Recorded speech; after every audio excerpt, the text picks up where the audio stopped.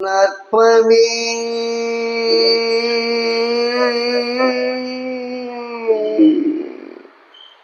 ஸ்ரீ காகபுஜுண்டரின் பெருநூல் காவியம் 1000 மூலமும் உரையும். பாடல் 51.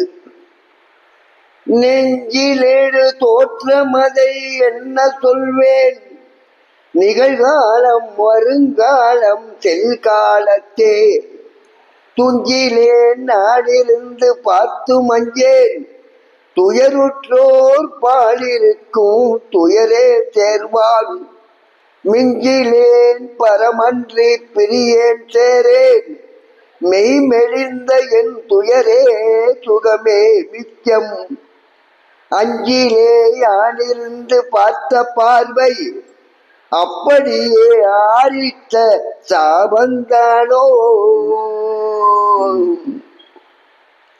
அப்போது நெஞ்சில் எழுகின்ற தோற்றமான மெய்ப்பொருளை என்னவென்று சொல்வேன்? அது நிகழ்காலம், வருங்காலம், சென்ற காலம் என்ற யாவையும் காட்டித் தந்து சொல்லும் அப்பா. முக்கால உண்மைகளையும் உணர்ந்தவர்க்கு எதை கண்டும் அச்சம் ஏற்படாது.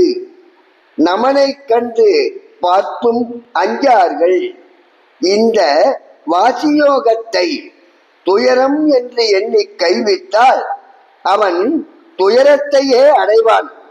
ஆதலால் இதனை மிஞ்சி எதுவும் இல்லை என்ற உண்மையை அறிந்து அப்பரம்பொருளையே சேர்ந்து பிரியாதிருங்கள். மெய்ப்பொருள் வல்லவத்தால் உன் துயரங்கள் யாவும் மெலிந்து போய் மெய்யின்ப சுகத்தை அடையலாம். ஒன்றான பொருளிலேயே பஞ்சபூதங்களும் இருப்பதை அறிந்து அதை அப்படியே பார்த்தபடியே பார்த்திருந்து தியானியுங்கள். இந்நிலையில் உடல் உயிரில் துன்பம் வந்தால் அது யாரோ இட்ட சாபம்தான். அன்பே சிவம், அன்பே சிவம்.